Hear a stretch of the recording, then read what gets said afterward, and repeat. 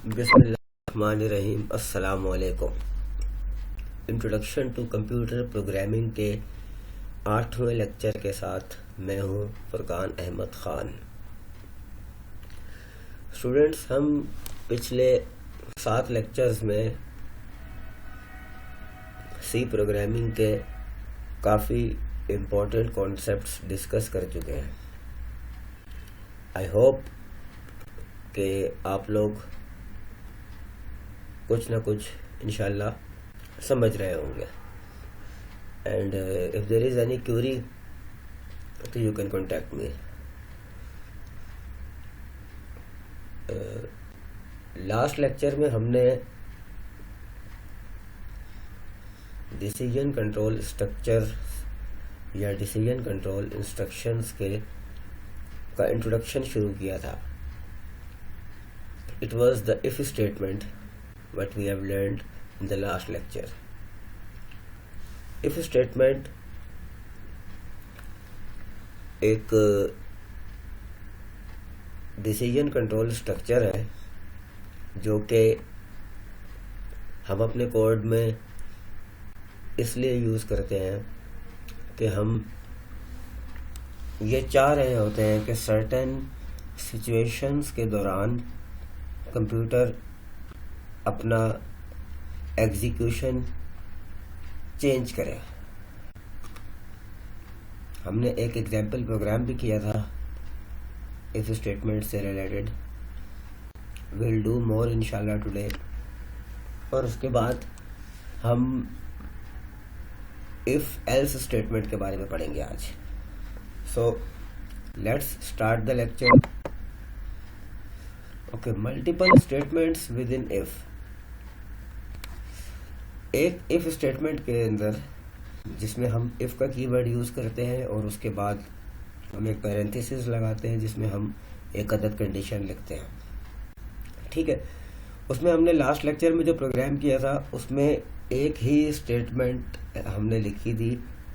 It was कि हम user से को मैसेज प्रिंट कर रहे थे कि inter a number less than 10 और फिर यूज़र एक नंबर एंटर करता है। हम इफ स्टेटमेंट के अंदर हमने कंडीशन ये लिखी हुई थी कि if x is less than 10 तो फिर मैसेज प्रिंट होगा कि the number you entered is less than 10। It was a single printf statement only with in the if block. ठीक है, तो आज हम देखेंगे कि हम मल्टीपल स्टेटमेंट्स यानी कि प्रोग्राम के अंदर हम एक इफ का पूरा ब्लॉक बनाएंगे जिसमें कुछ सेट ऑफ स्टेटमेंट्स होंगी जो सिर्फ उस सूरत में एग्जीक्यूट होंगी जब इफ के साथ जो हमने कंडीशन लिखी है वो ट्रू हो। ठीक है, तो इट इज़ पॉसिबल कि हम मल्टीपल स्टेटमेंट्स एक इफ स्टेटमेंट के साथ यूज़ कर सकें। ठीक है, तो वो तब एग्जीक्यूट होंगी जब इफ स्टेटमेंट ट्रू हो के अंदर मौजूद कंडीशन ट्रू होगी। एग्जाम्पल प्रोग्राम है हमारा कि प्रॉब्लम स्टेटमेंट इसकी कि current year and year of joining is input through the keyboard. If the number of year employed has served the organisation is greater than 3 then a bonus of ₹2500 is given to employee. Otherwise, the program should do nothing. इसका flow chart देखते हैं सबसे पहले so that we could understand कि इस programme की execution किस तरह होगी और हमें थोड़ा सा आइडिया हो जाएगा कि how could we write a code for this. ठीक है, सबसे पहले हम एक मैसेज प्रिंट करेंगे यूज़र के लिए कि वो इंटर करे करंट ईयर। ठीक है, कि वो किस साल में है इस वक्त, लाइक वी आर इन 2017, और year of joining YOJ is for year of joining, उसने जिस साल इस कंपनी में को ज्वाइन किया था वो। ठीक है, इसके बाद हम इन दो वेरिएबल्स की वैल्यू रीड करेंगे थ्रू स्कैनफ एंड देन इसके बाद हम क्या करेंगे जनाब कि उसकी ईयर ऑफ सर्विस काउंट करेंगे। किस तरह? करंट ईयर में से ईयर ऑफ ज्वाइनिंग को माइनस करके। ठीक है, and then there will be an if statement जिसमें हम ये चेक करेंगे कि ईयर ऑफ सर्विस जो है वो 3 से ज़्यादा है या नहीं। अगर है तो बोनस हो जाएगा 2500 और हम बोनस डिस्प्ले करेंगे, और अगर नहीं है तो फिर program will terminate. So let's go to the program and see how could we implement this in C language.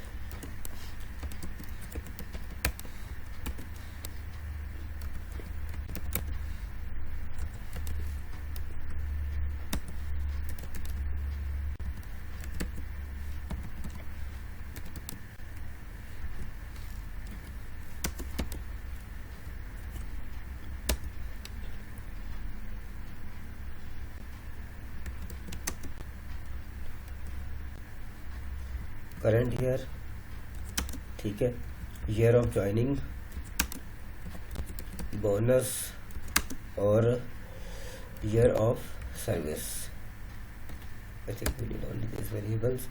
ठीक है, तो सबसे पहले हम यूज़र को मैसेज करेंगे, मैसेज डिस्प्ले करेंगे कि वो अपना current year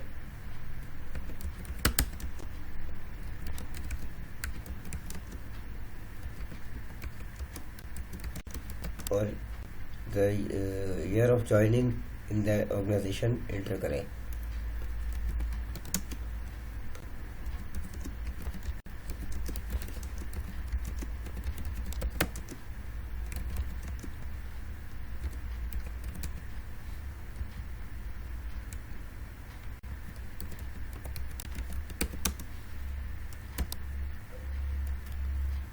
it is recommended कि आप जो यूज़र को मैसेज डिस्प्ले करे it should be a clear message,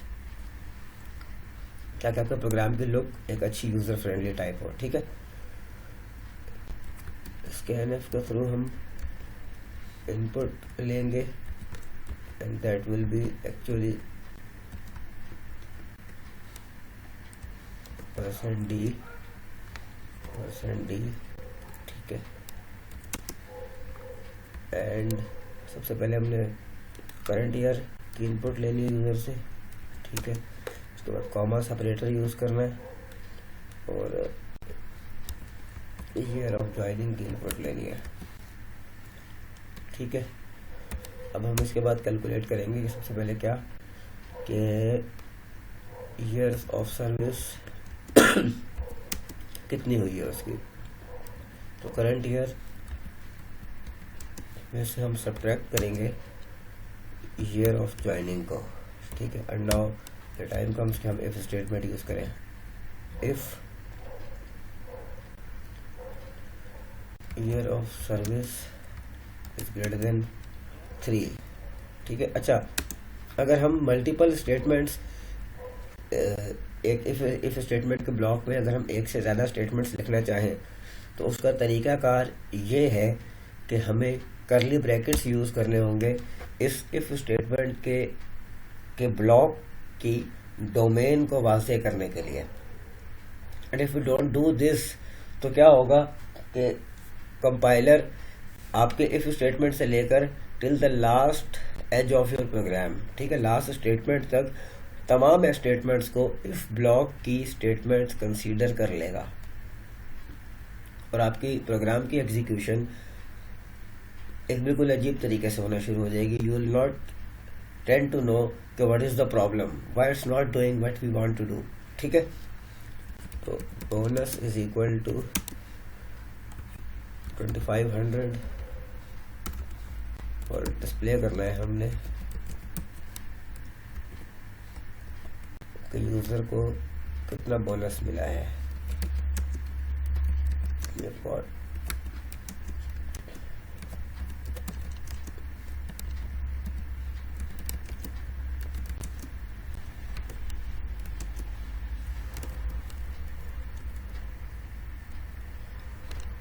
यहाँ पर वेरिएबल का बताना बहुत ज़रूरी है।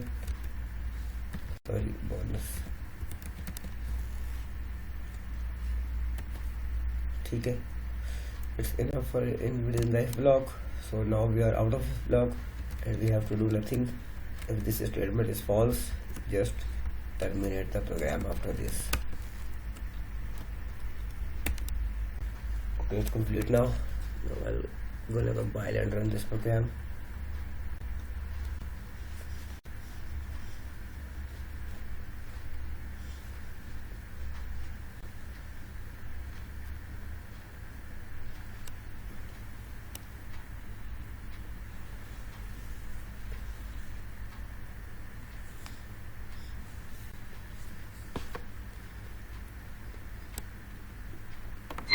ठीक है, एक मैसेज डिस्प्ले हो गया हमारी स्क्रीन पे कि enter current year and the year in which you had joined this organisation. सबसे पहले हम करंट ईयर विच इज 2017 और फिर स्पेस देंगे। ठीक है, स्पेस देंगे। स्कैनफ फंक्शन की इनपुट कंप्लीट होने का कंपाइलर को उस वक्त पता लगता है जब हम स्पेस या इंटर में से कोई की प्रेस करते हैं। ठीक है, अब चूंकि मल्टीपल स्टेटमेंट्स हैं स्कैनफ फंक्शन के अंदर, तो we will use space because if you press enter तो वो दोनों इनपुट्स को कंप्लीट कंसीडर कर लेगा यहाँ पर। So whenever there are multiple statements तो in a single scanf statement, ठीक है, तो फिर हमें इंटर की जगह स्पेस की प्रेस करनी चाहिए। So if for example if the employee is from 2015, ठीक है, तो देखते हैं कि उसको message okay there is no bonus for this employee, hard luck. Now see if the year of service is more than 10 years, then what happened?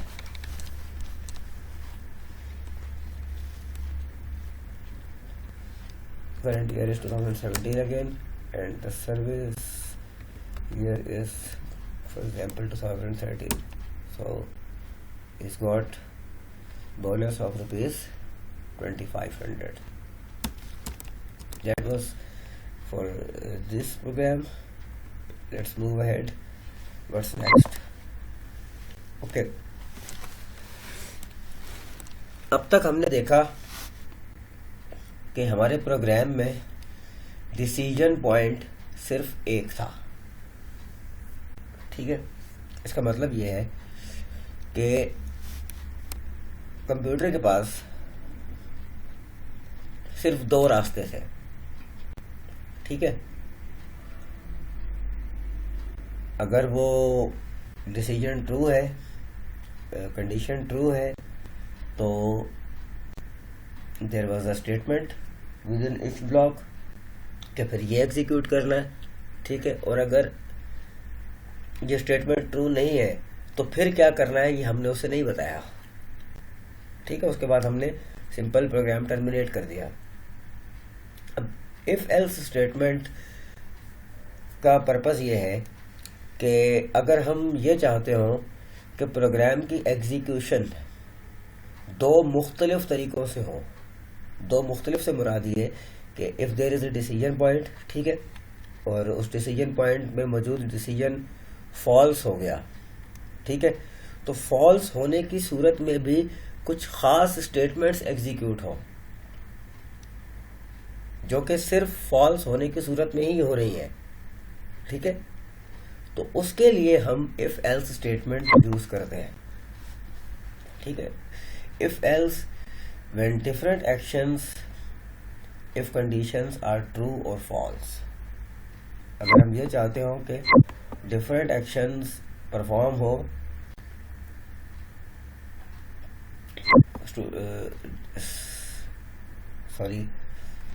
एक statement के true या फॉल्स होने की सूरत में, तो फिर हम इफ एल्स स्टेटमेंट यूज करते हैं। ओके, इट्स एन एग्जांपल के एक प्रोग्राम है, इसको आप प्रोग्राम स्टेटमेंट कह सकते हैं। अगर स्टूडेंट का ग्रेड जो है, परसेंटेज जो स्टूडेंट ने हासिल की है वो 60 और इक्वल है, ठीक है, मतलब 60 और मोर है, तो फिर मैसेज डिस्प्ले होगा पास्ड। ठीक है, और अगर नहीं है तो मैसेज होगा डिस्प्ले फेल्ड। ठीक है, इसका सी कोड ये रहा छोटा सा। Let's see in the DevC++. It's a simple program. Remove this. Now यहाँ पर हमें सिर्फ और सिर्फ एक इंटीजर वेरिएबल की ज़रूरत है, दैट इज इंट ग्रेड. ठीक है, और इसके बाद हम यूज़र से इनपुट ले रहे हैं, एंटर योर ग्रेड.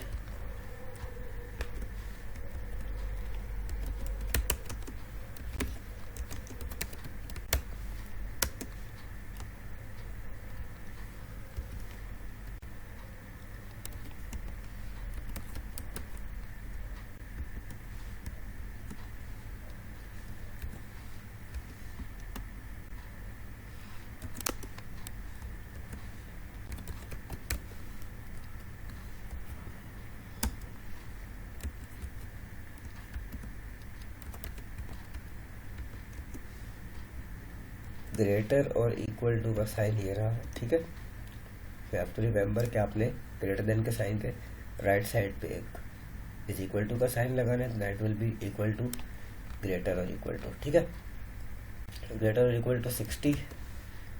तो सॉरी, तो मैसेज प्रिंट होगा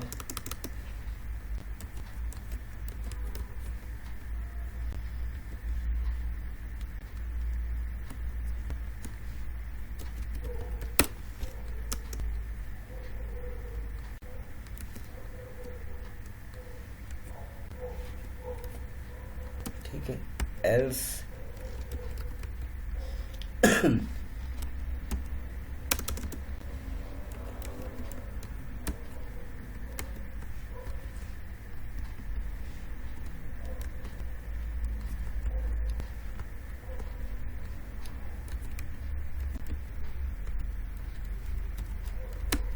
failed.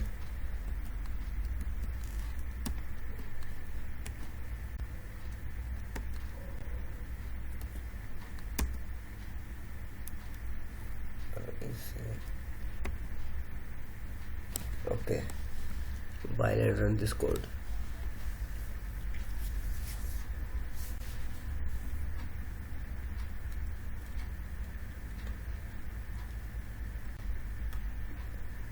enter your grade. Okay, I've used wrong /t. It's okay, ये हमारे प्रोग्राम के एग्जीक्यूशन में कोई मसला नहीं कर रहा. For example I have written 59 then failed. ठीक है, एंड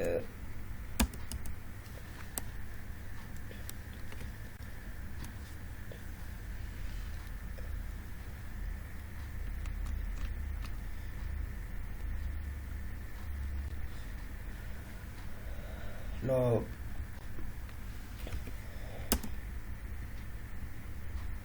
ठीक है, that's the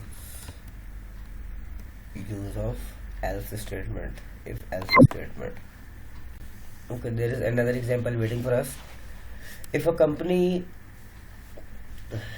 in a company, employees are paid under these conditions कि if employees basic salary is less than 1500, ठीक है, तो then house rent allowance is equal to 10% of his basic salary. ठीक है, और dearness allowance is 90% of his basic salary. अगर ये salary 1500 से ज़्यादा है तो फिर हाउस रेंट अलाउंस 500 हो जाएगा और dearness allowance 98% of his basic salary हो जाएगा. अब हमने करना ये है कि अगर एम्प्लॉय की सैलरी कीबोर्ड के थ्रू इनपुट ली जा रही है तो फिर हमने कल प्रोग्राम लिखना है इस सैलरी को कैलकुलेट करने का. Let's see the flow chart. सबसे पहले हम मैसेज डिस्प्ले करेंगे यूज़र को कि वो अपनी बेसिक सैलरी एंटर करें. ठीक है, फिर बेसिक सैलरी एंटर करेगा तो हम उसे इनपुट लेंगे और सबसे पहले हम चेक करेंगे कि बेसिक सैलरी, उसके बाद हम चेक करेंगे कि बेसिक सैलरी 1500 से कम है. अगर यस की सूरत में हम 10% हाउस रेंट अलाउंस और 90% डियरनेस अलाउंस कैलकुलेट करेंगे और बाद में उसे ग्रॉस सैलरी में ऐड कर देंगे, ठीक है। और 9 की सूरत में हाउस रेंट अलाउंस 500 हो जाएगा और डियरनेस अलाउंस 98% ऑफ इस सैलरी हो जाएगा। और दोनों सूरतों में जो ग्रॉस सैलरी है वो BS plus HRA plus DA होगी। एट द एंड हम उसको उसकी सैलरी डिस्प्ले करेंगे and the program will terminate. Let's go to the programme.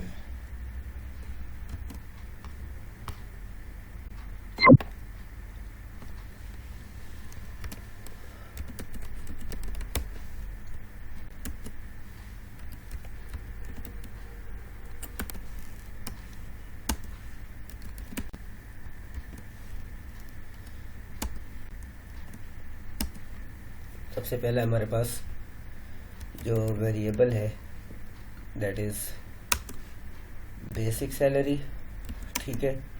Then house rent allowance, then dearness allowance and then it is gross salary. Print the message to the user के enter your basic salary,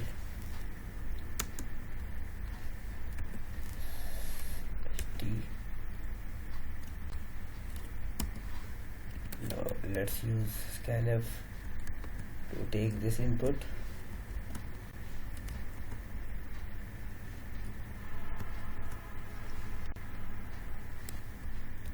%f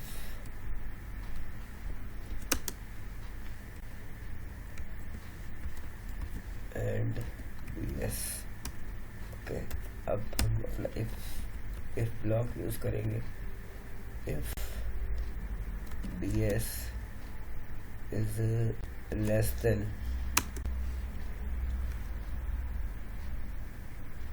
1500, ठीक है। तो if block start हुआ।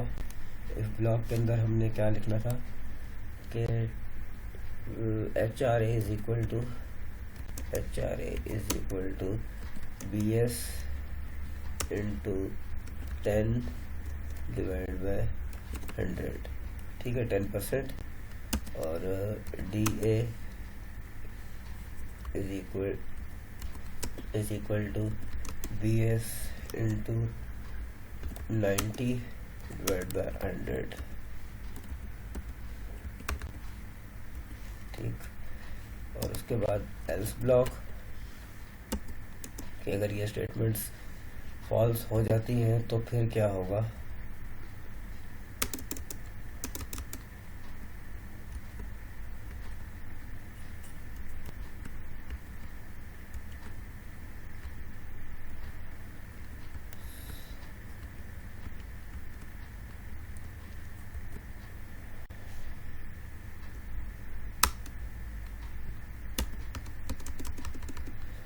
अगर ये statements false हो जाए तो फिर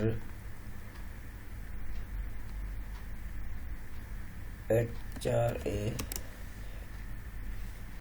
इज इक्वल टू 500, ठीक है। और dearness allowance is equal to 98%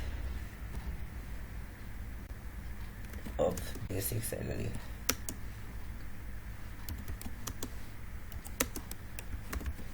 okay हो गया। और उसके बाद हमने कैलकुलेट करनी है gross salary. GS is equal to BS plus HRA plus DA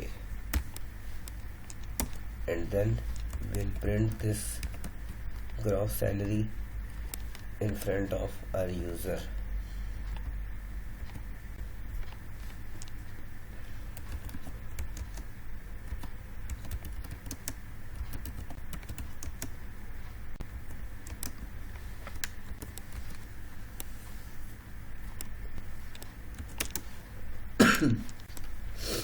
Sorry. then the last thing is always a system pause. Let's compile and run this program. We've done.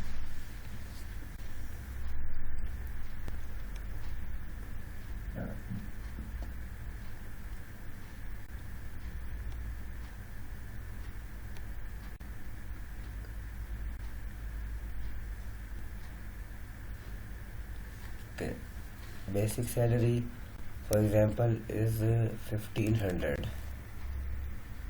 So dearness allowance should be 98% and 500 should be house rent allowance. So the salary is 3470. That was all this program. Okay, अब तक जो हमने बात की वो कुछ इस तरह से थी. Let me summarise it again कि अगर हम इफ की कंडीशन ट्रू और फॉल्स होने की सूरत में दो अलग अलग टाइप की एग्जीक्यूशन करवाना चाहते हो तो हम इफ एल्स ब्लॉक यूज करते हैं. ठीक है, देयर आर सर्टेन कंडीशंस कि जिसमें चॉइसेस या डिसीजन पॉइंट्स एक से ज़्यादा हो सकते हैं. फॉर एग्जांपल, अगर एक प्रोग्राम आप लिखते हैं, ठीक है, जिसमें अगर तो आपने जो सबसे पहली कंडीशन है वो ट्रू होती है, ठीक है, तो उसके बाद हम एक और कंडीशन चेक करते हैं. अगर वो ट्रू होती है तो फिर हम उसके हिसाब से एग्जीक्यूशन करते हैं. ठीक है, and if the first condition is false then will check a second condition even then. ठीक है, हम देखते हैं इसकी example. It will be very clear now. इसकी एग्जांपल का प्रोग्राम हम आपकी स्क्रीन के सामने है इस वक्त कि हम यूज़र को एक मैसेज प्रिंट करेंगे इंटर आइदर 1 और 2. ठीक है, ये वैल्यूज़ हम एक्स वेरिएबल में स्टोर करेंगे रीड करके. ठीक है, फिर सबसे पहले चेक करेंगे कि एक्स इज इक्वल टू 1 है या नहीं. ठीक है, this is actually comparison operator. अगर तो उसने यूज़र ने 1 इंटर किया होगा, ठीक है, तो डिस्प्ले हो जाएगा कि यू एंटर्ड 1. ठीक है, अगर यूज़र ने 1 इंटर नहीं किया तो हाउ कुड वी नो कि उसने 2 भी इंटर किया है या नहीं. तो then will check again, will use another if statement to check that x is equal to 2 और नॉट. ठीक है, अगर ये दूसरी स्टेटमेंट ट्रू हो जाए तो फिर मैसेज डिस्प्ले होगा कि यू हैव एंटर्ड 2. अगर ये भी फॉल्स हो तो फिर मैसेज डिस्प्ले होगा you have entered other than 1 और 2. यानी कि ना तो उसने 1 एंटर किया और ना ही 2. Let's go to program and see how could we implement this sort of program using C language.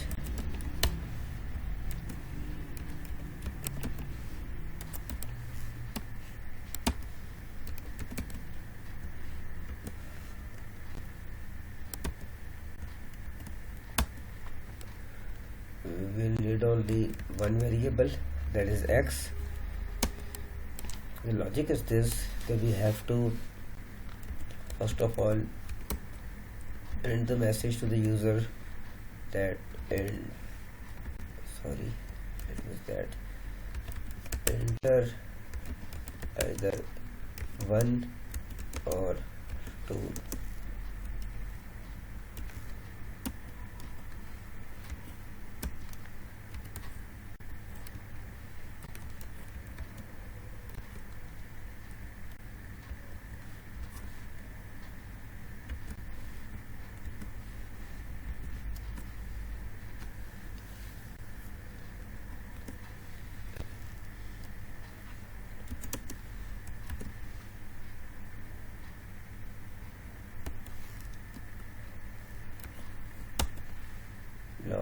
check if x is equal to 1, ठीक है।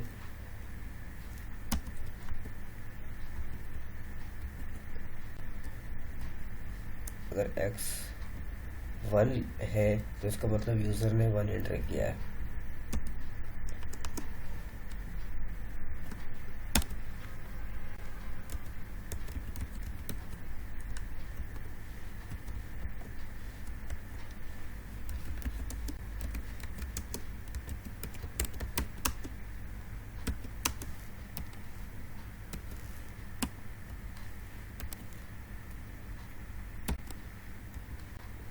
Now what is else? Else it will print, it will check again.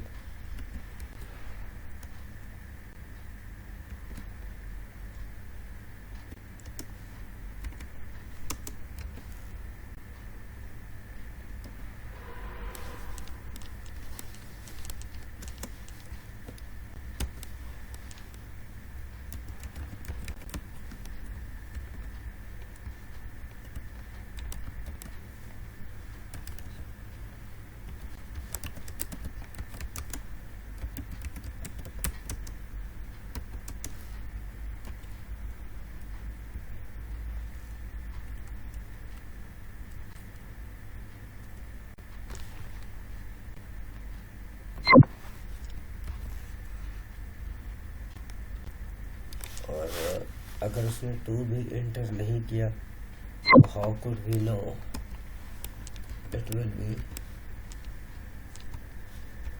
printed over here.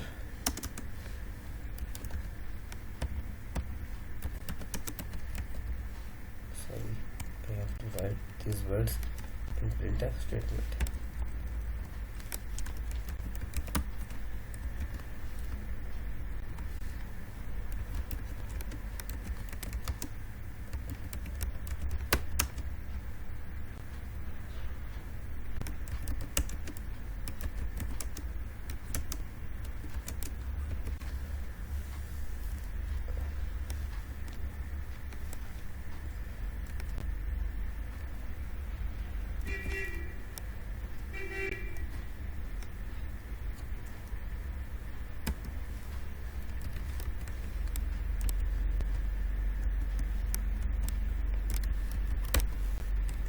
Now let's compile and run this program to check whether it's functioning or not. Now let me save it again.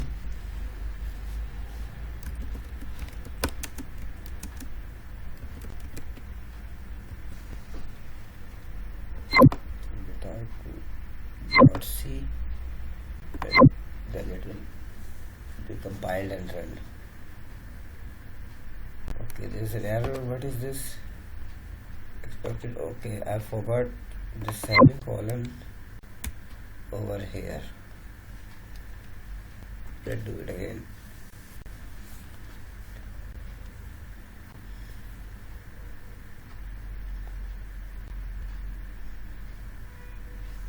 Okay, let's check it with 1. We have entered 1. Now let's run it again, and now enter 2. We have entered 2. Let's do it again, and now press anything else, then it will say that you have entered other than 1 or 2.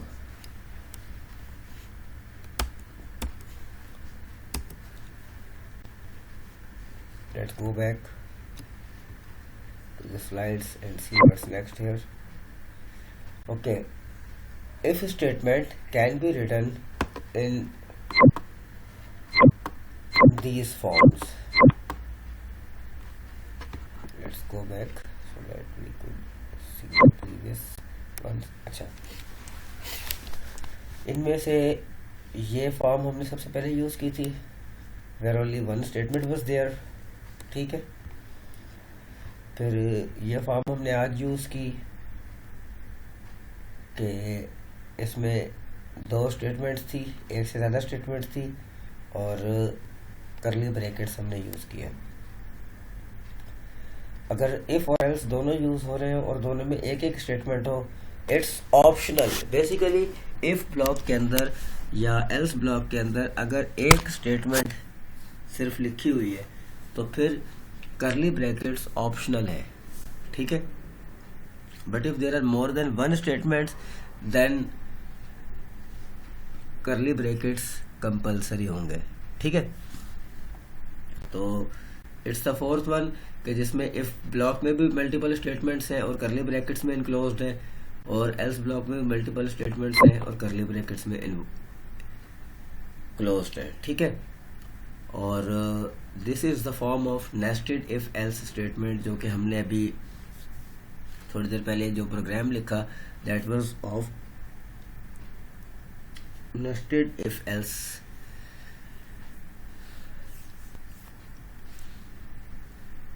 इसमें सबसे पहले हमारा if block था, उसमें single statement थी, it was optional, तो मैंने use किया फिर भी curly bracket as there is no error. अगर एक सिंगल स्टेटमेंट है इफ ब्लॉक के अंदर तो इट्स अप टू यू कि आप करली ब्रैकेट यूज करते हैं या नहीं करते, ठीक है। तो लेकिन अगर एक से ज्यादा स्टेटमेंट होगी, आई एम रिपीटिंग अगेन, अगर एक से ज्यादा स्टेटमेंट होगी इफ ब्लॉक के अंदर या एल्स ब्लॉक के अंदर, तो फिर आपके लिए लाजमी होगा कि आप करली ब्रैकेट्स यूज करें और उनके दरमियान लिखें वो स्टेटमेंट्स, ठीक है। Then there is an else block, और इसमें चूंकि एक से ज्यादा स्टेटमेंट्स आ रही है कि एल्स ब्लॉक जो आउटर एल्स ब्लॉक है वो इस लाइन से शुरू हो रहा है और यहाँ तक जा रहा है, ठीक है। यहाँ तक उसका इस एल्स ब्लॉक का जो एंडिंग पॉइंट है वो ये है, क्लोजिंग करली ब्रैकेट। तो चूंकि अब इसमें स्टेटमेंट्स एक से ज्यादा हो गई, तो अब इस एल्स ब्लॉक का जो है वो करली ब्रैकेट्स में इनक्लोज होना बहुत जरूरी हो गया, ठीक है। अगर ये कंडीशन पहले वाली फॉल्स होगी, ठीक है, तो फिर एल्स ब्लॉक में आएगा कंट्रोल, और इस कंट्रोल के यहाँ पर आने के बाद ये दूसरी कंडीशन सामने आ रही है, एक और इफ ब्लॉक स्टार्ट हो रहा है विद इन एल्स ब्लॉक, ठीक है। और ये कंडीशन चेक हुई, अगर ये कंडीशन ट्रू है तो डू दिस, इस एरिया में मौजूद इंस्ट्रक्शन एग्जीक्यूट होगी। अगर ये कंडीशन फॉल्स है तो फिर इस एल्स ब्लॉक के अंदर कंट्रोल शिफ्ट हो जाएगा, ठीक है, और फिर इसमें मौजूद जो इंस्ट्रक्शंस हैं वो एग्जीक्यूट होंगी and then the program will terminate, ठीक है। इस नेस्टेड इफ एल्स की एक और फॉर्म भी हो सकती है, एंड दैट इज कि हम इफ ब्लॉक के अंदर भी इफ ब्लॉक स्टार्ट कर सकते हैं दूसरा। यहाँ पर हमने इफ ब्लॉक के अंदर सिंगल स्टेटमेंट लिखी थी और एल्स ब्लॉक के अंदर हमने एक बड़ा ब्लॉक बनाया था, उसको नेस्टेड किया था, उसके अंदर इफ यूज की, फिर उसके बाद एक और एल्स आ गया, ठीक है। तो इसकी दूसरी फॉर्म ये हो सकती है कि हम इफ ब्लॉक के अंदर एक कंडीशन चेक करें, अगर वो कंडीशन ट्रू है, ठीक है, तो फिर एक और इफ ब्लॉक के अंदर ही लिख देंगे, ठीक है। वहां पर हम एक और कंडीशन जो हमने यहाँ लिखी होगी वो चेक होगी, ठीक है। अगर वो ट्रू है तो फिर ये स्टेटमेंट एग्जीक्यूट होगी, अगर ये अंदर वाली इनर कंडीशन फॉल्स है तो फिर एल्स ब्लॉक के अंदर कंट्रोल शिफ्ट होगा और इसमें मौजूद ये दो इंस्ट्रक्शंस एग्जीक्यूट होंगी, ठीक है। इन केस ये आउटर कंडीशन ही फॉल्स हो गई तो इफ ब्लॉक के इन दो करली ब्रैकेट्स के दरमियान जितना भी हमने कोड लिखा है इट विल नॉट एग्जीक्यूट, और इस एल्स ब्लॉक के अंदर कंट्रोल शिफ्ट हो जाएगा और ये ब्लॉक एग्जीक्यूट होगा। Let me summarise today's lecture now. आज हमने इफ एल्स स्टेटमेंट का यूज सीखा। इफ एल्स स्टेटमेंट का यूज ये है कि अगर हम अपने प्रोग्राम के अंदर कंडीशन के ट्रू या फॉल्स होने की सूरत में अलग अलग एक्शंस परफॉर्म करना चाह रहे हो तो इफ एल्स ब्लॉक यूज करेंगे, ठीक है। इससे अगली चीज हमने अपने प्रोग्राम में सीखी कि नेस्टेड इफ एल्स क्या चीज है। नेस्टेड का मतलब होता है कि एज इट इज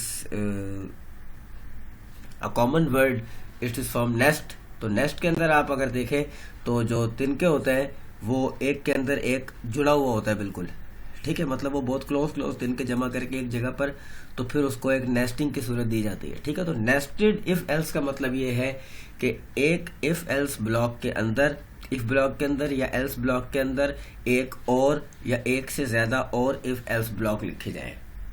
ठीक है, इफ कंडीशन, इफ जो स्टेटमेंट है वो स्टैंड अलोन भी यूज हो सकती है प्रोग्राम के अंदर।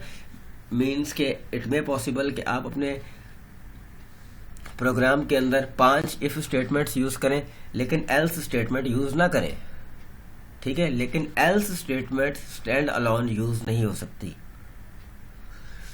Okay, nested if else statements को लिखने का तरीकाकार ये है कि आप इफ ब्लॉक के अंदर भी नेस्टिंग कर सकते हैं और एल्स ब्लॉक के अंदर भी नेस्टिंग कर सकते हैं और दोनों के अंदर भी नेस्टिंग कर सकते हैं। Student, that's all for today's lecture. We will meet inshallah in the next lecture. Till then, it's Allah.